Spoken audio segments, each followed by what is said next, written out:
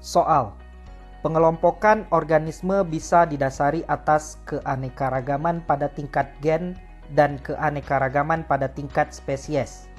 Tanaman berikut ini yang menunjukkan keanekaragaman tingkat gen adalah A. Mentimun, semangka, melon. B. Serikaya, mangga, sirsak. C.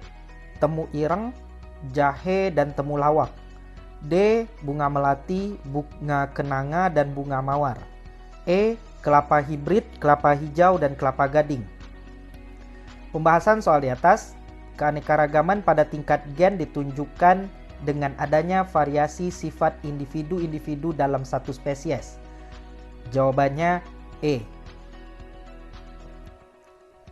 Soal, faktor yang mendasari adanya keanekaragaman gen yaitu A. Perbedaan susunan perangkat dasar gen tiap-tiap individu.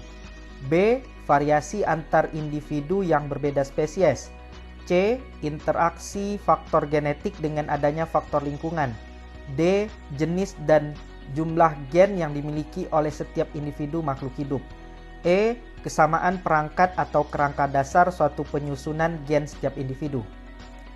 Pembahasan soal di atas, interaksi antara faktor genetik dengan adanya faktor lingkungan termasuk salah satu bentuk adaptasi makhluk hidup terhadap lingkungannya agar tetap bertahan hidup. Interaksi ini akan dapat memperkaya variasi yang muncul pada satu spesies. Jadi jawabannya C. Soal, kelapa hidup di daerah pantai, siwalan di tempat kering, aren di pegunungan yang basah. Kelapa, siwalan, dan aren mempunyai tempat hidup yang berbeda-beda. Keanekaragaman tersebut termasuk keanekaragaman tingkat A. Jenis, B. Genetik, C. Populasi, D. Ekosistem, E. Komunitas.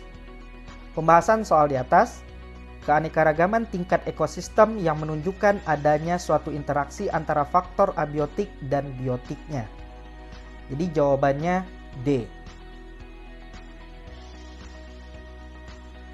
Kelompok hewan yang merupakan tingkatan satu jenis yaitu A. Kambing, kerbau, sapi. B. Ayam kate, ayam walnut, dan ayam leghorn. C. Ayam kate, burung pelikan, ayam leghorn. Yang D. Kambing, tikus, ayam leghorn. E. Tikus, kucing, anjing. Pembahasan soal di atas, dalam satu jenis terdapat suatu variasi sifat, namun demikian mereka masih terdapat beberapa persamaan yang menunjukkan adanya variasi. Akan tetapi mempunyai beberapa persamaan yaitu keanekaragaman ayam. Jadi jawabannya yang B. Soal, buah mangga yang hidup di berbagai macam daerah mempunyai variasi tentang aroma, rasa, ukuran, bentuk, banyaknya serat, dan sebagainya. Hal tersebut menunjukkan adanya keanekaragaman tingkat A. Jenis, B. Ekosistem, C. Gen, D. Individu, dan E. Populasi. Pembahasan soal di atas, perbedaan susunan gen akan dapat menyebabkan suatu perbedaan penampakan baik satu sifat atau secara keseluruhan. Perbedaan tersebut akan dapat menghasilkan suatu variasi pada suatu spesies. Variasi dapat terjadi pada aroma, rasa, bentuk, ukuran, banyaknya serat, dan sebagainya. Jadi jawabannya C.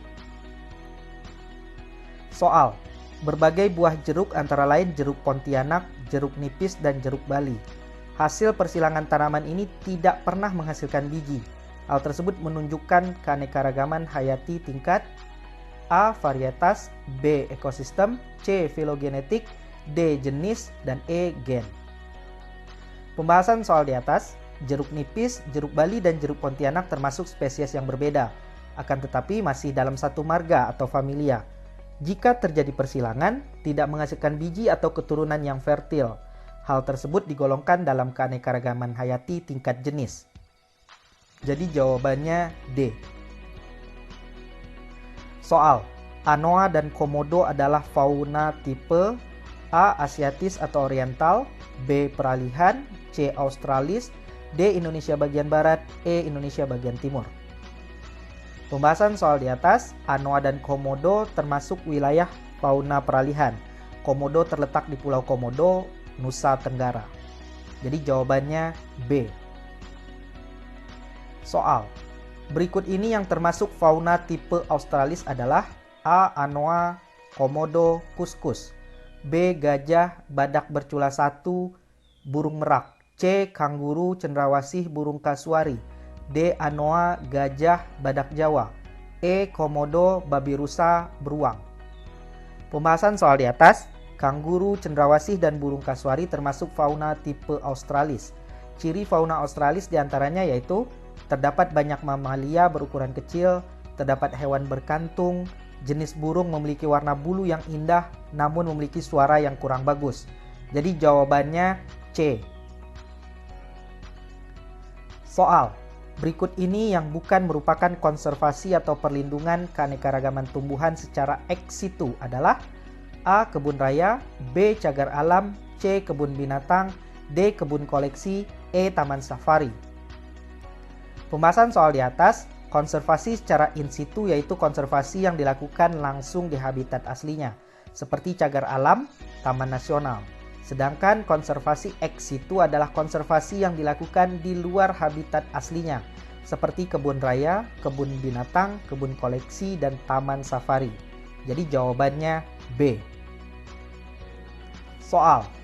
Pada sistem 5 kingdom, makhluk hidup dikelompokkan menjadi 5 kingdom. Yang tidak termasuk ke dalam 5 kingdom adalah A. Monera, B. Protista, C. Archaebacteria, D. Fungi, E. Plante. Pembahasan soal di atas, sistem 5 kingdom dikembangkan oleh R.H. Whittaker pada tahun 1969.